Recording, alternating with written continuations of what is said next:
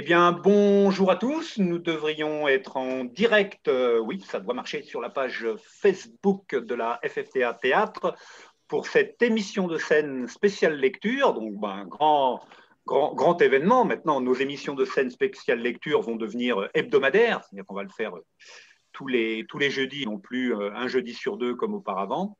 On aura toujours de temps en temps un invité. J'aurai un invité qui viendra nous parler de son parcours théâtral, mais ça sera moins systématique parce que voilà, les volontaires pour pouvoir venir causer dans le poste sont moins nombreux maintenant qu'on a passé tous les plus motivés. Et donc voilà, on aura de temps en temps une présentation individuelle d'un parcours théâtral dans quelques temps. Mais pour l'instant, on part, voilà.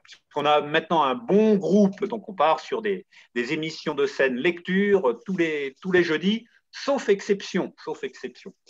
Donc, quelques nouvelles d'actualité, comme à chaque fois, pas grand-chose à dire. Quoi. C'est toujours un peu pareil, l'activité. Au théâtre, il ne se passe rien. Quoi. Voilà. Bon, ok, on le sait. Si, on arrive quand même à faire 2-3 petites répètes, par-ci, par-là, en comité réduit, en privé, des émissions en direct sur Facebook, pour certains, un Gérard. Puis voilà, quoi. On essaye de s'occuper tant bien que mal. Et puis, nos petites émissions de lecture, bon, j'ai quelques retours, des gens qui n'osent pas trop mettre des commentaires sur Facebook ou sur Réseau TA, mais je dis, mettez un petit commentaire, ça nous fera plaisir. Quoi. Mais on voit qu'on est regardé quoi, quand même. Donc, merci à ceux qui nous regardent en direct ou en différé.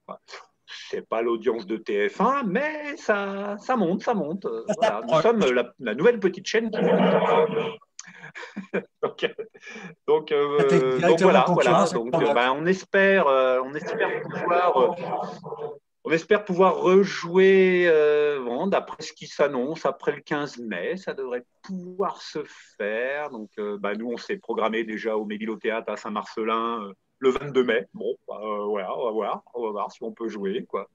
Et des troupes qui commencent à nous dire que, ouais, on va essayer de voir si à la fin du mois de mai, on peut revenir sur scène. Alors, c'est vrai que si on peut envisager des choses en plein air, à mon avis, c'est mieux, quoi, parce que l'intérieur des salles va encore être compliqué avec une distanciation peut-être encore importante.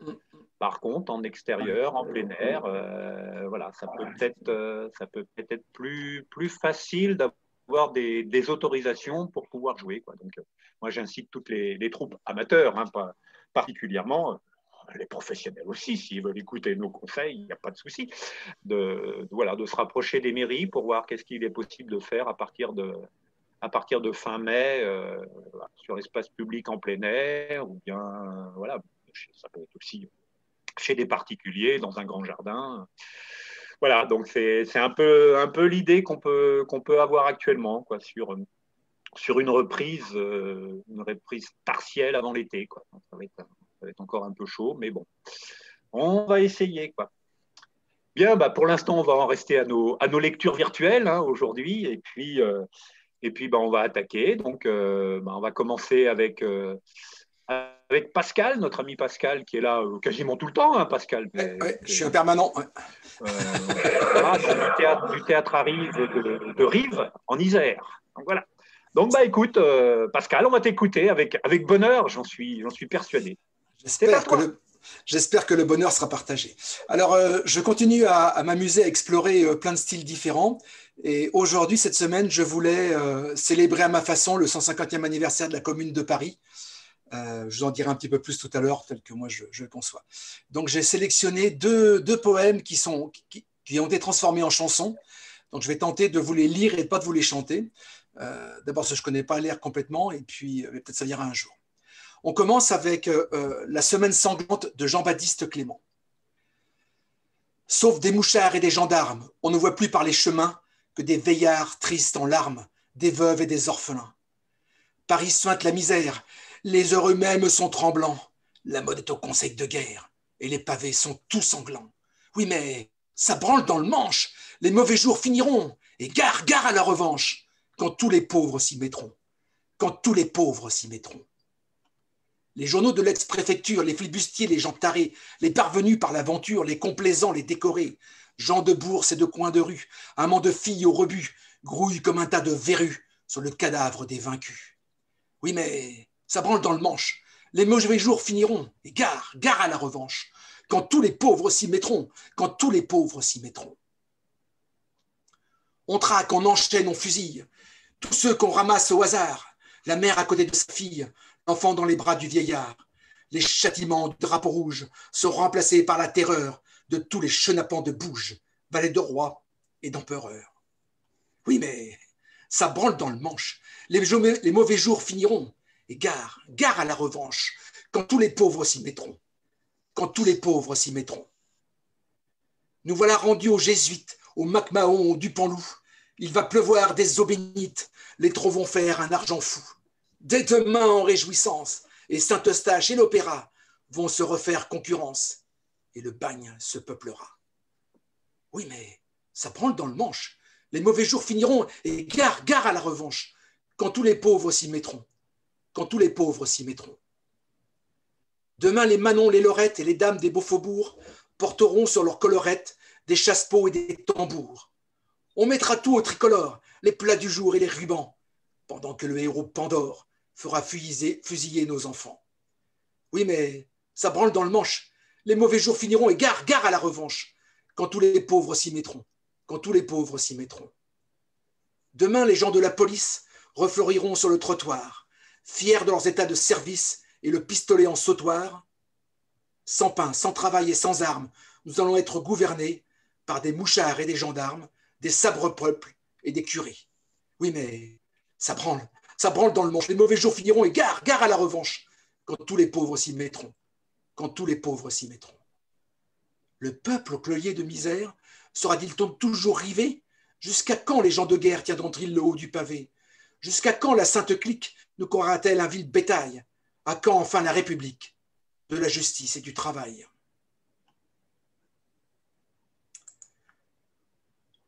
Voilà pour le premier. Tu vas finir en tôle, toi, Pascal. Ben, j'espère bien pour ça. Pourquoi alors, ça me rappelle quelque chose? Non, tu peux peut-être nous parler un petit peu de Jean-Baptiste Clément. Ouais, il est surtout connu pour le temps des cerises. Il est surtout connu pour le temps des cerises. Je trouve que celle-là est quand même beaucoup plus forte. Temps des cerises qu'il a écrit bien avant la Commune. C'était un communeux, lorsque les gens entre eux disaient communeux et pas communard. C'était un communeux, il a été membre du conseil de la Commune. Et puis il a réussi à fuir au moment où Thiers a envahi Paris, a fait tirer par les Versaillais. Il a réussi à fuir en Belgique. C'est comme ça qu'il a réécrit des chansons, etc. Et je suis tombé sur YouTube, je mettrai le lien dans les commentaires après. Là. Je suis tombé sur un jeune chanteur qui s'appelle Rod P. Et qui a fait une adaptation en chanson de cette semaine sanglante à plusieurs voix. Enfin, il s'est enregistré plusieurs fois, c'est magnifique. C'est magnifique. Donc voilà, le 150e anniversaire de la Commune. C'est important qu'on en parle puisque pendant au moins 145 ans, ça a été écrasé. Il y en a des historiens qui parlent d'ostracisme de la Commune, dire qu'on n'a jamais voulu en parler. Moi, quand j'étais gamin, je me souvenais de Thiers, qui était un grand personnage de la République. En fait, c'est un beau salopard qui a fait tirer sur tout le monde un coup de fusil. Il tirait sur les Français, oui. Ah ouais, et puis des gens, des armées, des enfants, des vieillards. Enfin, c'est quand même entre 10 et 20 000 morts hein, dans la dernière semaine de la Commune et 40 000 déportés, hein, dont Louise Michel, bien sûr. Voilà, donc c'était une façon de... Comme je sais qu'il y a pas mal de gens qui essayent de commémorer ça et puis qu'ils ont pas mal de freins, notamment à l'Assemblée nationale où ça freine pas mal là-dessus. Et pour cause. Sans plaisanter. Voilà, c'était ma façon à moi. Puis je trouve ça encore tellement d'actualité. Quand les policiers étaient le pavé, je trouve que c'est tellement présent. Ouais. Tu pourras mettre. J'applaudis les deux mains. C'est intemporel. Si je peux faire mieux, je ferai. J'ai entendu dire que la Commune, mais j'ai entendu dire, chose qu'on ignorait, que la Commune a tué, il y a eu autant de tués, 3 fois plus de tués en 3 fois moins de temps à la Commune, la Révolution française. Oui, c'est fort possible. Hein. Enfin, c'était une horreur. Hein. Bon, c'est une guerre civile et pratiquement, dans nos manuels d'histoire, la Commune, on n'en parle pas beaucoup, hein. Très peu. Non. Alors, il y a quelques écrivains qui commencent à écrire dessus, hein, Michel Audin, Mathilde Delarère qui commencent à écrire dessus. On trouve des trucs sur Internet, c'est assez intéressant, je trouve. Parce que ça rééquilibre les choses, quoi. Ça permet de voir un petit peu différemment. oublié. C'est vrai que celui qui a monté la commune, Adolphe Thiers, il a eu un successeur qui avait à peu près le même nom, quoi, hein, finalement. Oui. Tout à fait. Voilà, donc merci de votre écoute. Vous voulez que j'enchaîne sur le deuxième? Qui nous a quittés, là. C'est André. S'il te plaît, ouais. Alors, le deuxième est dans la même époque, mais ça s'appelle La paysanne ou la Marseillaise anarchiste, et c'est de Gaston Coutet. Donc voilà, je me lance. Je viens de vous signaler que j'ai eu une interruption complète. alors maintenant que tu es revenu, André, je m'y mets. Oui, André, ne coupe pas Pascal, s'il te plaît. Voilà, tu es absenté, tu es revenu, c'est tout bon. Pas du tout. On continue. Mais là, pratiquement, c'était pendant 1 minute, c'était image blanche, complètement. J'y vais. Paysans dont la simple histoire chante en nos cœurs et nos cerveaux, l'exquise douceur de la Loire et la bonté des vins nouveaux. Allons-nous, esclaves placides, dans un sillon où le sang luit, rester à piétiner au bruit des Marseillaises fratricides? En route, allons les gars, jetons nos vieux sabots, marchons en des sillons plus larges et plus beaux. À la clarté des soirs sans voile, regardons en face les cieux, cimetière fleuri d'étoiles, où nous enterrerons les dieux. Car il faudra bien qu'on les enterre, ces dieux féroces et maudits, qui sous espoir de paradis firent de l'enfer sur la terre. En route, allons les gars, jetons nos vieux sabots, marchons en des sillons plus larges et plus beaux.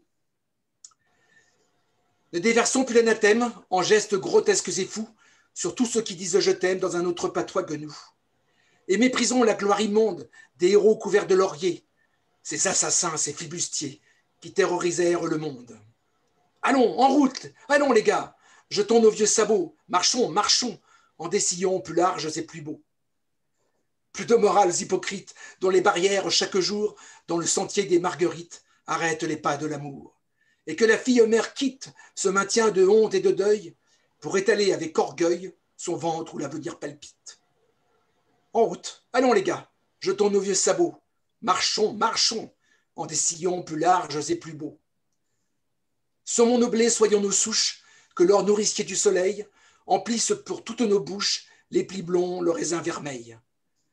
Et si seule la guerre est nécessaire, faisons la guerre au capital, puisque son or, soleil du mal, ne fait jamais que la misère. Bravo. C'est intéressant, une variation autour de la Marseillaise, là. Alors, c'est Gérard Piron, qui est un fanat de Gaston Coutet, qui a repris tous ses poèmes et qui les a chantés. Donc, Gérard Piron, c'est un gars qui est né à la fin du 19e, 1880, et qui est mort en 1911. Donc, il n'a pas vécu longtemps, une trentaine d'années. Il est parti sur les chemins. C'était le premier libertaire, un premier poète libertaire, certainement un des premiers. Il savait à peine lire et écrire, et il racontait ses poèmes, il les chantait, et quelqu'un les a écrits à sa place pour pouvoir les garder. Donc, c'est que des poèmes comme ça, à la fois très ruraux et en même temps très critiques sur ce qui se passe, quoi. J'ai vu. Là, c'est un texte de Gaston Coutet, là. Voilà, c'est un texte de Gaston Coutet. Ouais. Une copine qui avait monté un spectacle comme ça, qui enjambait, enfin, qui survolait une grande partie de cette période. Et justement, il y avait des textes de Gaston Coutet. C'est vrai que c'est quelque chose qui est marquant quand même. Oui, parce qu'il arrive malgré tout sans aucune connaissance. Il n'a pas été à l'école, il est parti. Il a quand même été au lycée, mais il n'a pas été jusqu'au bout. Il a foutu le camp. Et il y a une poésie, les mots sont choisis, enfin, il y a du vocabulaire. Je relis avec Jean-Baptiste Clément parce que c'est des gars de rien qui arrivent à écrire aussi bien que les gars de beaucoup, quoi. Donc c'est intéressant, je trouve, de montrer que les gens qui ont du cœur, ils savent dire des trucs intelligents, quoi. Enfin, c'est clair. C'est vachement intéressant, je trouve. Moi, je dis un texte de Gaston Coutet dans Bacchus. Donc, ce texte s'appelle la dernière bouteille, avec un accent, en déformant les mots. Donc, une apologie du vin, etc. Et donc, voilà, il a aussi ce genre de. Il était sur tous les trucs qu'on aime. Donc voilà, merci de m'avoir laissé pousser un petit coup de révolte. Ça m'a fait du bien. Ça m'a fait du bien aussi. Je pense que c'est bien. Ouais, bon, on n'a bien pas été tout le monde. bloqué par Facebook apparemment, donc on peut continuer. Bon, très bien. Bien, J'avais pas nous pensé à allons ça. passer la parole à André des Tréteaux Errants, donc dans Oui. l'Aude. Bien, eh bien, mes amis, À toi, André, on t'écoute. eh bien, mes amis, je vais vous dire un extrait d'une pièce de Jean Anouilh. Cette pièce de Jean Anouilh est dédiée à l'évocation de Jeanne d'Arc. C'est une troupe de comédiens qui vont jouer Jeanne d'Arc. Cette pièce s'appelle L'Alouette. L'Alouette du nom du petit oiseau et qui chante très haut dans le ciel. Et cet animal, cet oiseau, symbolise Jeanne d'Arc. Vous allez savoir pourquoi ce symbole. Alors, dans la pièce, l'extrait que je vais vous donner vient juste après que ces comédiens ont joué déjà la première rencontre de Jeanne d'Arc avec Charles VII. Cette rencontre est traitée vraiment d'une façon théâtre de boulevard. Vous le savez, la première rencontre que Jeanne d'Arc a eue avec Charles VII, qui l'a reçue par pression de l'opinion publique, il faut le savoir, ça se passe un petit peu vraiment comme du théâtre de boulevard parce que c'est un jeu de cache-cache. Je ne sais pas si vous vous souvenez de votre histoire de France, mais Charles VII a quitté son trône pour se faire remplacer par un page et lui s'est mis dans le public et c'était vraiment du cache-cache. Et après, il y a eu une entrevue secrète, historiquement, on n'a pas eu de trace, entre Charles VII et puis Jeanne d'Arc. Et qui l'a convaincu, probablement, de lui confier l'armée française. Alors là, Jeanne exagère un petit peu volontairement, c'est l'armée française, la belle armure, l'étendard, etc. Il en a fait un peu trop. Et là, Jean Anouilh se rend compte et un des comédiens fait un aparté au public qui explique que quand même on a un petit peu charrié, on a fait un peu ça à la Hollywood. Et cet officier, c'est un officier anglais qui fait partie de l'histoire de Jeanne et qui prend la parole. Et c'est ce que je vais vous dire. Bien sûr, l'armée française, dans la réalité, tout ça ne s'est pas exactement passé comme ça. On a longuement discuté le pour et le contre pour finalement décider de confier à Jeanne un rôle de porte-drapeau, en somme. Une gentille mascotte bien faite pour séduire les petites gens et les décider à se faire tuer. Remarquez, nous autres, Anglais, nous avions beau donner triple ration de gin à nos hommes avant chaque assaut, cela ne faisait pas du tout le même effet. Et nous avons commencé à être battus contre toutes les lois de la stratégie. Alors, certains ont dit qu'il n'y avait pas de miracle de Jeanne, que notre réseau de bastilles isolées autour d'Orléans était complètement stupide et qu'il suffisait tout simplement d'attaquer. Et Jeanne aurait tout simplement convaincu l'état-major français de le faire. Cela est faux. Cela est faux. Sir John Talbot, qui est le chef de nos armées, était quelqu'un qui connaissait son métier. Et nous sommes formels. Notre réseau de bastilles isolées autour de l'Orléans était inattaquable. Non. Ayons l'élégance de convenir. Il y a eu quelque chose en plus. Il y a eu l'impondérable. Ce que l'armée ne prévoit jamais.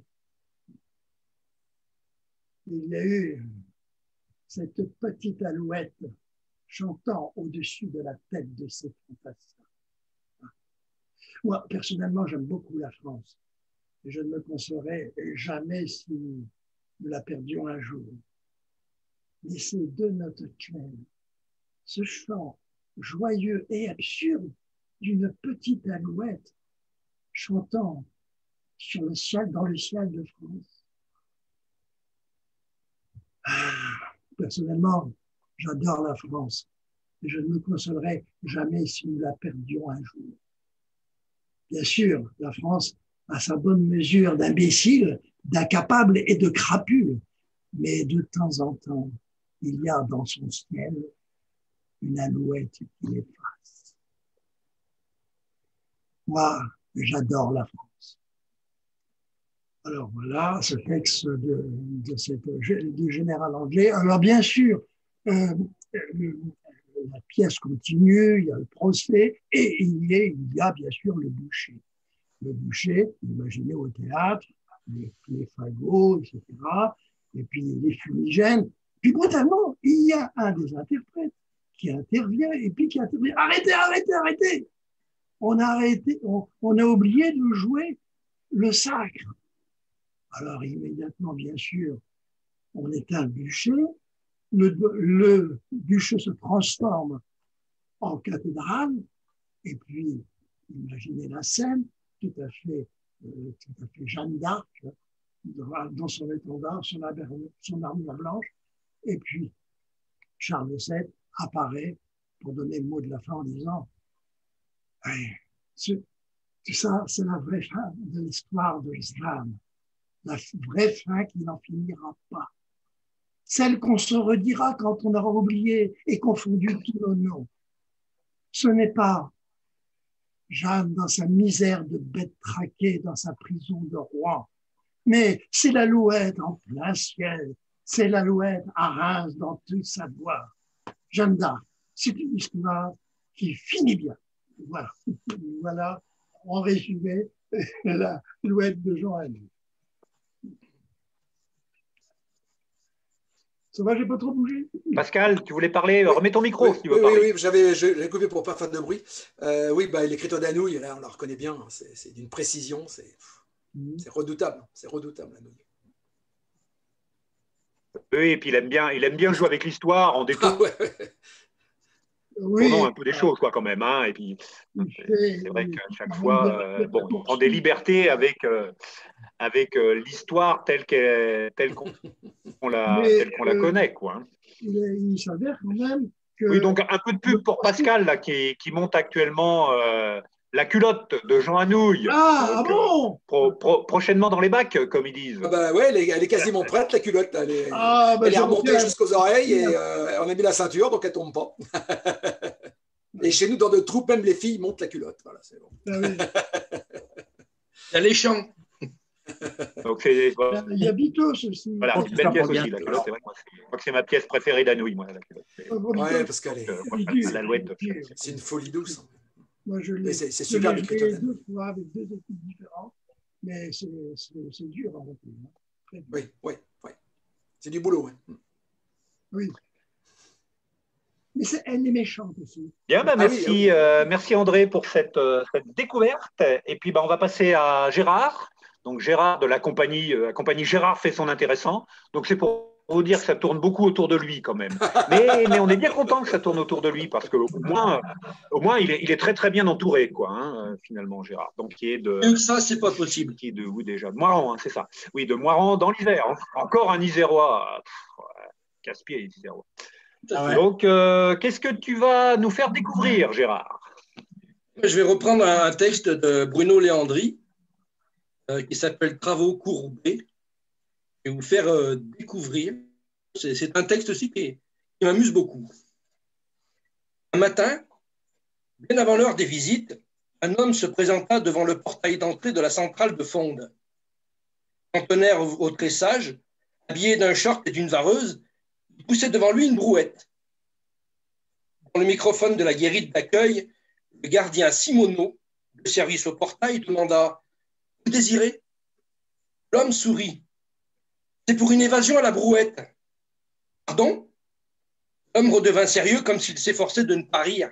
« Il y a des évasions par hélicoptère, des évasions de moto, des évasions à la voiture bélier. Moi, c'est une évasion à la brouette. » Ce ne fut pas le gardien de service qui éclata de rire, mais son collègue préposé au courrier qui passait dans le box à cet instant. « Si tu voyais ta tête, N'est-il pas articulé? L'entreprise Véron fait le terrassement dans la cour B. Ils ont commencé hier. Simoneau haussa les épaules, prit à son tour de mauvaise grâce et appuya sur la commande d'ouverture de la porte. Il n'y a rien d'écrit sur la feuille de service, comment veux-tu que je sache? Une fois l'homme à l'intérieur, le gardien passa la tête par la porte du box blindé. Je peux voir votre badge? L'homme s'arrêta, posa les pieds de la brouette sur le sol et s'essuya le front. Je n'en ai pas. C'est la première fois que je viens ici. Celui que je dois faire évader s'appelle Philippi. Devant l'indécision de son collègue, le préposé au courrier vint à son aide. Ce fut lui qui répondit « Le chantier est à droite en sortant du couloir. Quant à votre Philippi, faut demander à l'affectation. » Tandis que l'homme soulevait les poignées de son véhicule et s'éloignait, le fonctionnaire essuyait ses larmes. « J'ai un beau-frère comme ça qui pratique l'humour pince sans rire, très british. Je ne peux pas résister. » L'homme posa sa boîte devant un escalier au pied duquel il était accroché l'écriteau « Affectation ». « Oh, il y a quelqu'un » cria-t-il. L'employé sortit du bureau. « Vous ne pouvez pas monter? J'ai pas le temps, je suis en train de faire une évasion à la brouette. Je cherche le détenu Philippi. » « C'est malin, » grogna le préposé en disparaissant dans son antre. Au bout d'un moment, sa voix fatiguée repassa à la porte. « Quartier 4, couloir M. Cellule 5M, détenu 17U 566. À 7 heures, ils sont au réfectoire. C'est la main-d'œuvre complémentaire pour Véron?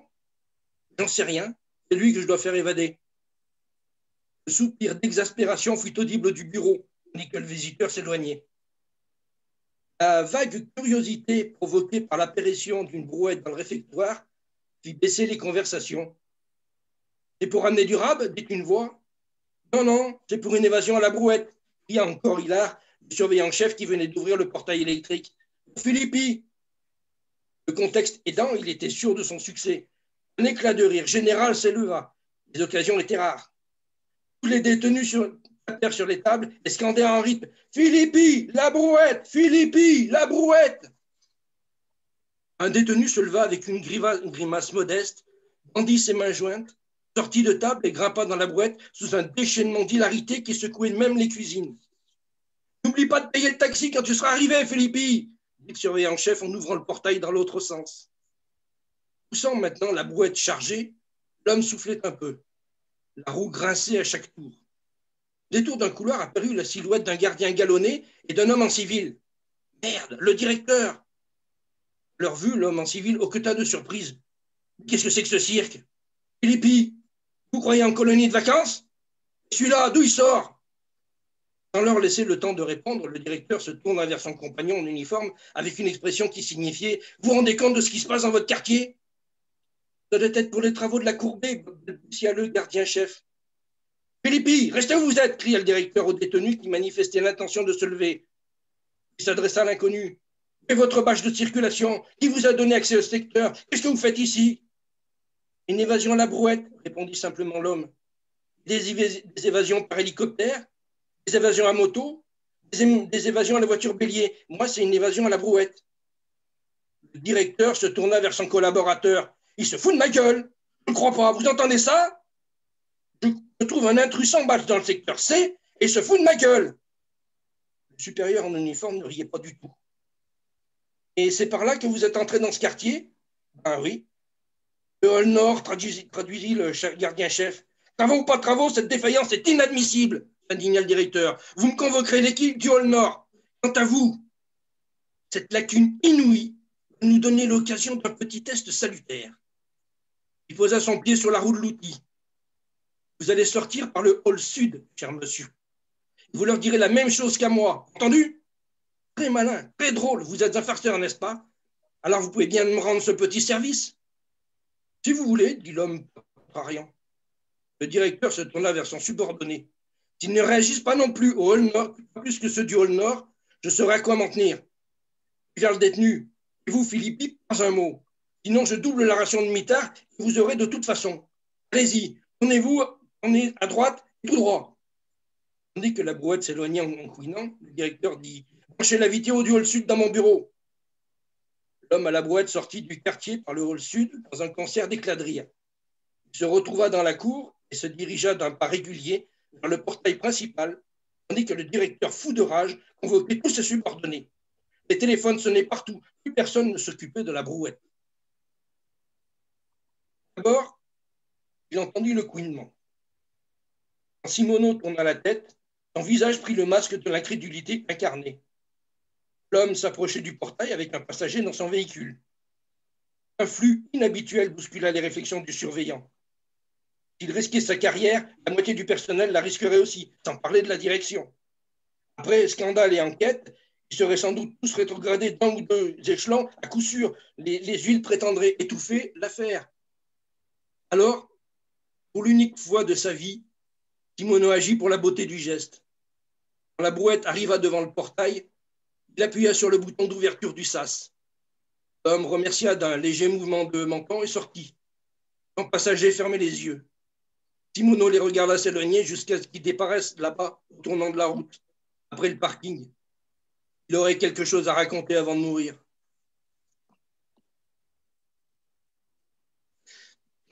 Un petit texte sympa, enfin que je trouve sympa. C'est du Gérard Purjus au niveau de l'absurde, hein, finalement. Si tu veux, oui. Non, mais justement, c'est un texte qui m'a beaucoup fait rire parce que c'est effectivement absurde, complètement déjanté. Oui, oui. Pour une brouette, enfin, il ne fallait pas que la brouette déjante non plus. Hein. Mais c'est vrai que c'est un texte qui m'a toujours bien amusé. Dans quel bouquin il est, ce texte? Dans quel bouquin de Léandri? C'est Turbulence. Turbulence. Je ne sais pas si tu le vois. Ah ouais, super, Turbulence. Ouais. Okay, je vais le noter, j'essaie de le trouver, ça c'est magnifique. Ah ouais, mais il y a des textes qui sont superbes là-dedans. Pourtant, il y en a certains, je me pose des questions, mais non, il y en a un ou deux. Il y a 15 jours, 3 semaines, j'avais lu un premier texte de lui. Qui était fort aussi. Sur le dernier, là. Moi, je C'est puissant. me demande si tous ces auteurs qui écrivent dans le domaine de l'absurde, du délire, comme ça, à quoi ils carburent, quoi, pour écrire des choses comme ça. Des fois, Ils n'ont pas les neurones branchés comme tout le monde. l'imaginaire, quoi. Ils n'ont pas les neurones branchés comme tout le monde. Mais ça, c'est. Ouais. Ça fait des du bien. connexions en plus ou Même en moins, peu sûrement en plus. Le principal étant l'essentiel. Ouais. C'est la création qui est importante, qui est intéressante. Oui. Alors, toujours dans le domaine de l'absurde, et là vraiment, on va avoir un maître voire 1,80 m, hein, qui est bien connu. Donc, Gérard, tu vas nous proposer un autre auteur qu'on te laisse présenter. Est-ce qu'il faut le présenter? Il s'agit de Pierre Dac. Tout à l'heure, je crois que c'est Pascal qui en a parlé. Et j'adore les pensées de Pierre Dac, qui a été mon livre de chevet pendant des années. Entre lui et Clochemerle, je ne me suis jamais autant bidonné qu'à ce moment-là. C'est vrai, ça. On est de la même génération, putain. Les souvenirs. C'est vrai que vous êtes vieux, vous. Là, je tiens à remercier mon ami Christian, qui, aux alentours, quand j'étais adolescent, m'a laissé ce bouquin, me l'a prêté, et je l'ai finalement gardé. Je crois qu'il allait mieux chez moi que chez lui. Tu l'as volé, quoi. Non, il me l'a laissé. Ok, bon, on t'écoute alors. Alors, moi, je vais commencer par une petite première. Le ministre de l'Intérieur nous prie de porter à la connaissance du public l'avis suivant. À partir du 18 juillet, les trottoirs d'en face devront être sans exception situés de l'autre côté de ceux auxquels ils font vis-à-vis.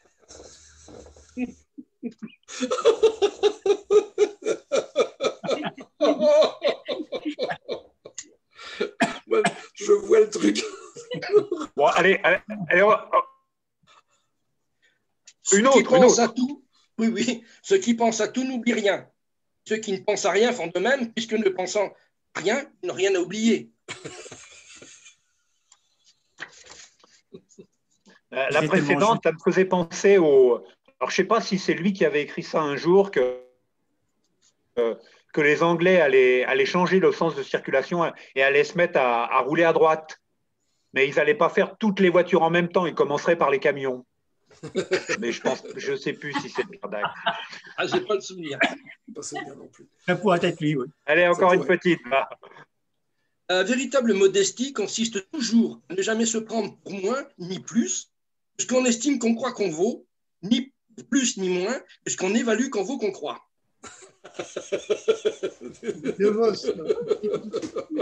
C'est vrai, on imagine pendant la Seconde Guerre mondiale, quand il faisait ses émissions à la BBC, on imagine ceux de Radio Paris, comment ils devaient s'arracher les cheveux de ne pas avoir ces idées-là, quoi, parce qu'effectivement, il leur taillait des croupières, quoi, hein, avec sa façon de jouer avec les mots et de dire les choses sous forme d'humour, mais alors très très c'est absurde, très très résistant en tout cas. C'est absurde et réel, c'est ça qui est fou. C'est absurde, mais en même temps c'est réel, ça pourrait être.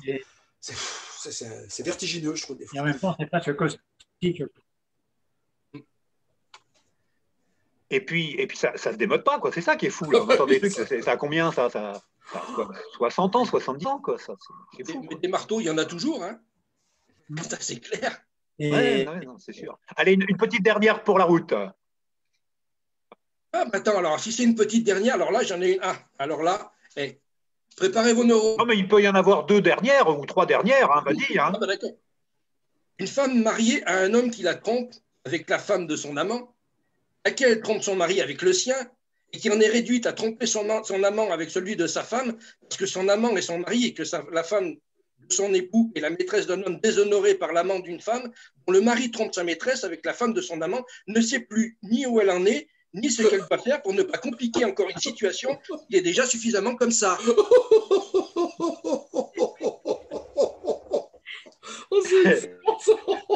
Alors, c'est à quoi ça me fait penser, ça me fait penser à Sans dessus-dessous de Raymond DeVos. Où vraiment, c'est dans la même veine, quoi. C'est dans la même veine. On sent vraiment une filiation, quoi, entre DeVos et Pierre Dac, quoi. C'est clair. Allez, bon, vraiment la dernière. Hein, bon. C'est le dernier verre avant de rentrer chez soi, quoi. Parler pour ne rien dire et ne rien dire pour parler sont les 2 principes majeurs et rigoureux de tous ceux qui feraient mieux de la fermer avant de l'ouvrir. Ça, c'est pour La République En Marche. C'est pour beaucoup. Oui, c'est pour beaucoup. Oui, c'est trop fort. Ça pour beaucoup. Énormément.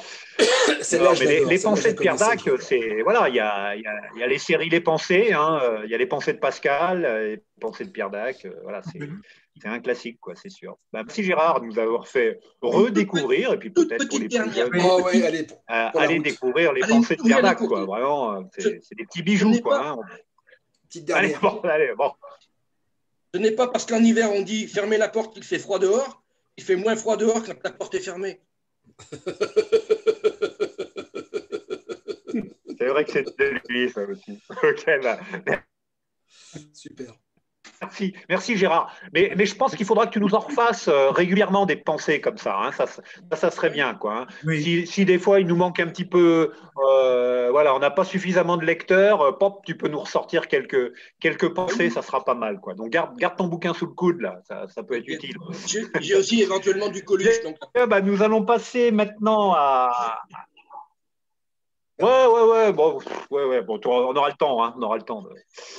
Bien, nous allons passer à la compagnie Phoenix. Donc, nous ont rejoint aujourd'hui Sylviane. Bonjour Sylviane. Donc, Bernard fait des émules. Donc, voilà, il s'est fait bien accompagner aujourd'hui. Nous, voilà, on est content d'accueillir une nouvelle tête. Tout seul, comme ça. Donc, voilà. La compagnie Phoenix, c'est 47, c'est le Lot-et-Garonne, hein, c'est ça, un Clérac. Hein. 47, donc, on vous écoute. Moins nombreux que dans l'Isère. Alors, de passer de Dac à Rollo Pinter, c'est difficile. Mais donc, j'avais opté, moi, pour passer pour l'anniversaire de la commune. Là, je me suis dit, tiens, ça fait 1 an que nous sommes confinés, je ne sais pas. Et j'ai retrouvé un texte d'Harold Pinter qui date de 1991 et qu'on va vous lire à 2, qui s'appelle Précisément. Et puis après, un autre petit texte également qu'on m'a envoyé cette fois-ci. Mais ça, vous verrez que ça tourne autour d'un sujet qui est d'actualité. Tout ça, nous l'avons dit. Et répété. Bien sûr que oui. Dit et répété. 20 millions. Voilà ce que nous avons dit. Dit et répété. Ce chiffre s'appuie sur des faits établis. Nous avons bien fait nos devoirs. 20 millions, c'est un fait établi. Quand ces gens disent 30, je vais t'expliquer ce qu'ils font. Ils travestissent les faits. Scandaleux.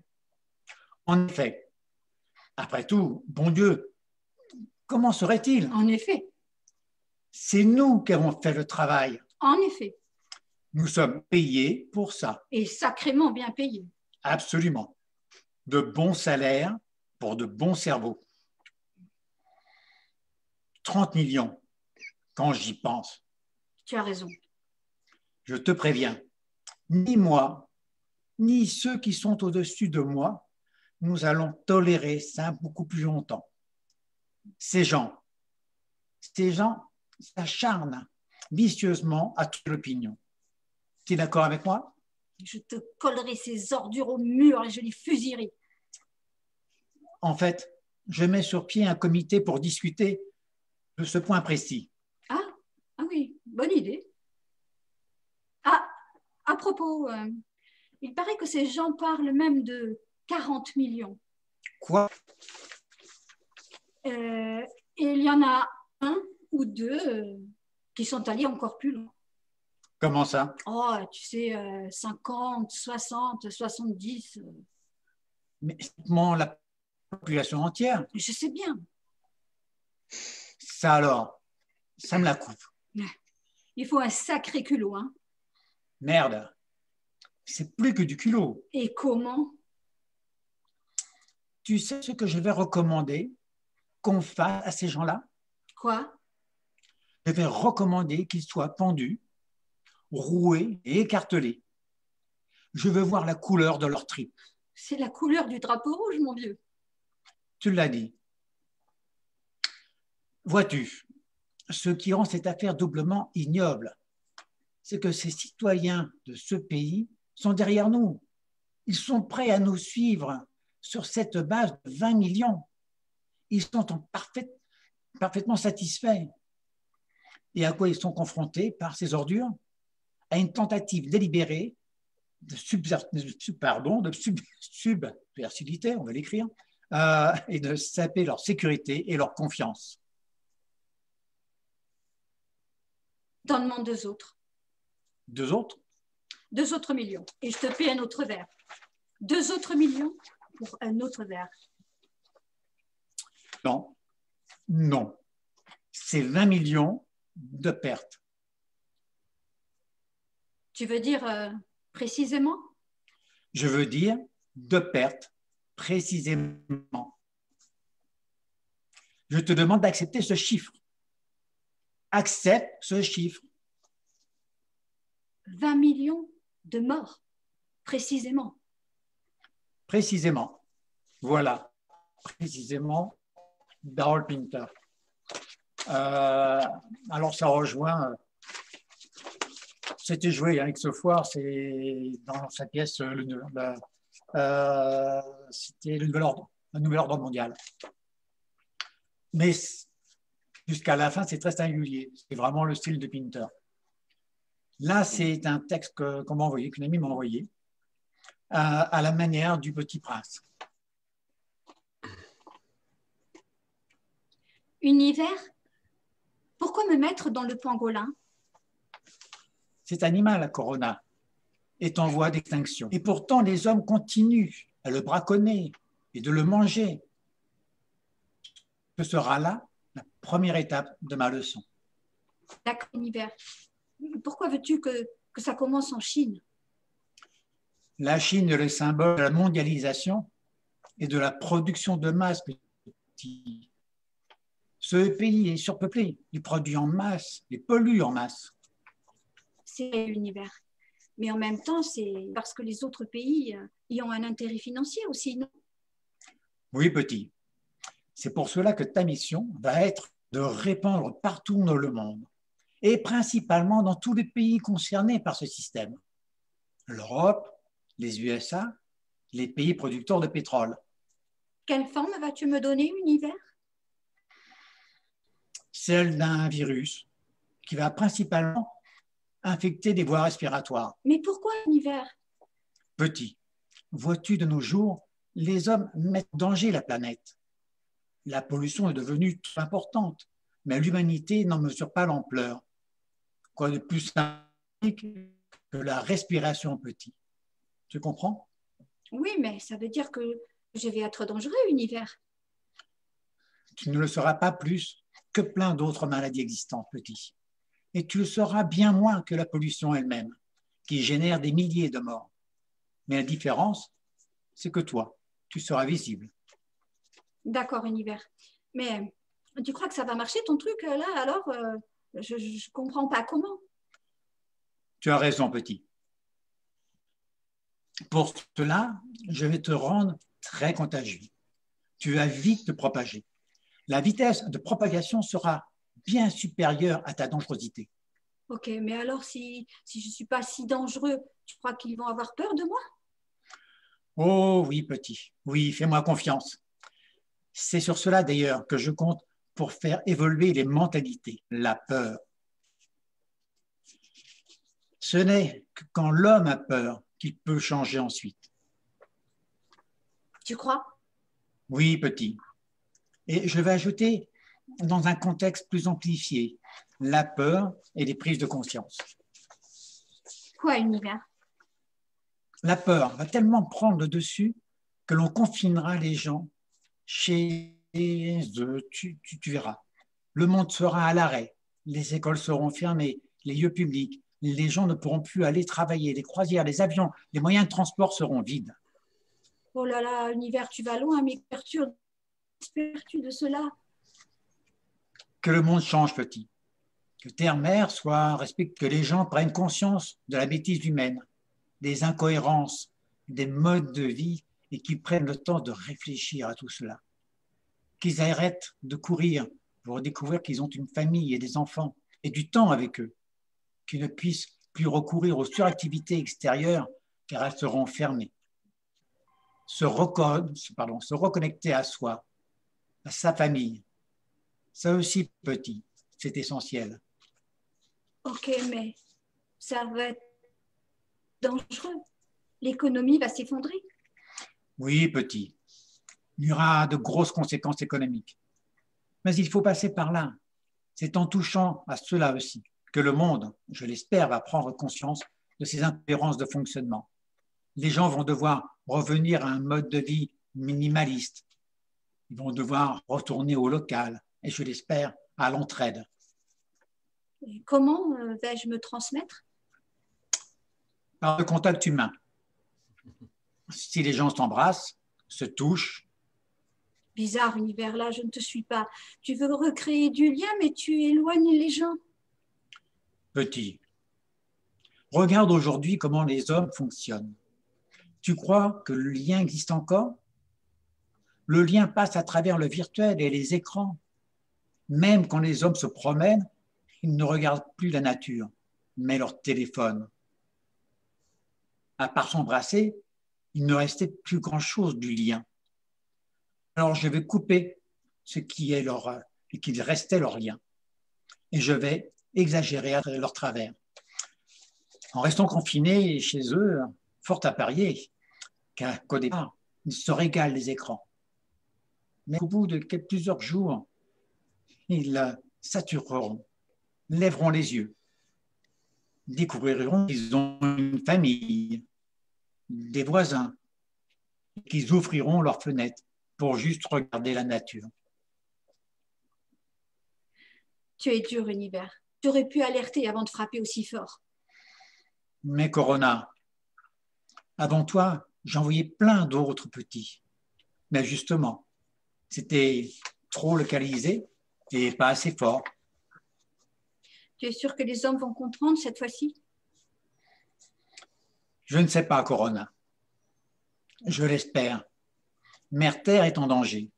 Si cela ne suffit pas, je ferai tout pour la sauver.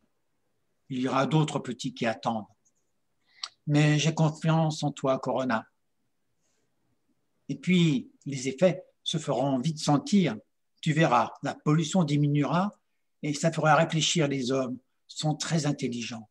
J'ai aussi confiance en leur potentiel d'éveil, en leur potentiel de création de nouveaux possibles. Ils verront que la pollution aura chuté de manière exceptionnelle, que les risques de pénurie sont réels à force d'avoir trop délocalisé, que le vrai luxe, ce n'est pas le plus d'argent, mais le temps. Il faut un burn-out mondial, petit, car l'humanité n'en peut plus de ce système. Mais il est trop dans l'engrenage pour en prendre conscience. À toi de jouer. Merci, Univers. Alors, j'y vais. Ce texte est de Nana, pardon, de l'art d'être soi. Alors, ça plombe un peu après de ton dernier texte, Gérard. Mais je me suis dit que le théâtre, en fait, c'est le lieu où on se rencontre, où on écoute, on échange, et de pouvoir simplement échanger et s'écouter comme vous faites. Je vous en remercie. Et le plaisir à vous lire ces textes, parce que pour porter cette réflexion, sans aucun jugement, sans rien, quand même assez étonnant qu'en 1991, précisément, Harold Pinter, qui est quand même un prix Nobel de littérature, qui est un homme. Bon. La réflexion souvent qu'on a fait, on a monté 2 pièces d'Harold Pinter, et bien sous la réflexion que des spectateurs nous faisaient, c'est en fait quand on vient voir une pièce d'Harold Pinter, au départ on ne comprend pas grand-chose. Puis vers le milieu, on se dit ça y est, on comprend tout. Et puis à la fin, on s'aperçoit qu'on n'a rien compris. C'est vraiment Harold Pinter. Je trouve que ça caractérise assez bien. Mais il a des textes, on a monté 2 pièces de lui et c'est. Et le dernier texte, alors, c'est d'une personne qui est connue, qui n'est pas connue. Enfin, je connais le dernier texte. Connu. Nana, qui écrit des textes comme ça. L'art d'être soi. L'art d'être soi. Moi, je l'ai reçu. C'était je me suis dit, quand même intéressant à ce que peut faire l'être humain, tous les êtres humains. Donc, voilà, il faut à un moment donné peut-être réagir nous différemment. Mais ça n'est que le fruit de ma réflexion, sans quoi on va être coupé sur Facebook. De notre réflexion, pardon. Mais c'est intéressant de faire passer aussi des messages comme ça, de faire passer des idées par des voies poétiques et pas uniquement par le fait de gueuler, quoi. Voilà, il y a d'autres moyens aussi de faire passer des messages que vraiment, voilà, c'est dans la finesse. Dessine-moi un virus, c'est un peu ça, quoi. Exactement, voilà. Entre merci, et Pinter, voilà. Ouais, merci tous les deux de nous avoir fait partager aussi très bien. des choses bien intéressantes. Et c'est vrai que nos petites lectures là à 2, je trouve que ça donne une autre dynamique d'avoir un écran avec 2 lecteurs l'un à côté de l'autre. Ça montre qu'on peut aussi être en vrai l'un à côté de l'autre encore, qu'on n'est pas chacun dans une bulle. Tout à fait. C'est vrai. On a quand même heureusement encore une cellule proche. Voilà, quoi. Voilà. Donc, ça peut donner des idées pour dans quelques temps de se faire un spécial duo comme ça, où on n'aurait que des duos, alors homme-femme, marié ou pas, homme-homme, femme-femme, voilà, on n'est pas sectaire, quoi, mais bon, je retiens l'idée de faire des duos comme ça, quoi, d'avoir des séries de duos, ça peut être sympa. Et c'est vrai que dans nos troupes amateurs, il y en a pas mal qui fonctionnent en couple, hein. Donc il y a moyen de faire des choses, quoi. Il y a moyen. Là, j'en connais qui jouent en couple, là, déjà. Voilà, j'en connais. déjà là, voilà, il y en a déjà. Il y a déjà de quoi faire. Donc idée à retenir pour dans quelques semaines. Bon, le temps de réunir une petite équipe, une équipe de binômes comme ça, voilà. Pas forcément des gens qui sont ensemble, hein, voilà. Hein, mais bon, qui peuvent se réunir au même endroit, quoi. Ça serait mieux d'être au même endroit, quoi, c'est sûr. Quoi. Donc, voilà. ça serait Oui, plus sympa. Et mieux puis, quand même.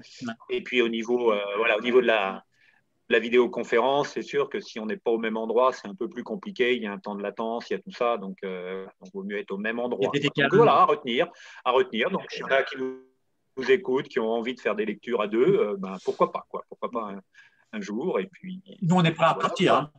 Bon, Si on bah, lecteur à deux. et Gérard, tu as encore les pensées sous le coude, là? Tu peux nous en refaire une ou deux, là? Ah ben volontiers. On t'écoute. Allez, allez. Demande à un aveugle s'il veut voir, toi. Hein. Allez, pour la route. Allez, un dernier verre pour la route. Les filles de joie ne sont pas faites uniquement pour consoler les hommes de peine.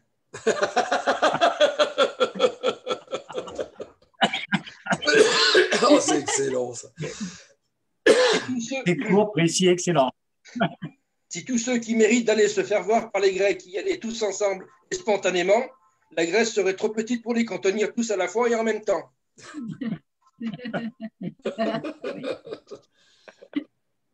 Celui qui dans la vie est parti de zéro Celui qui dans la vie est parti de zéro pour n'arriver à rien dans l'existence n'a de merci à dire à personne.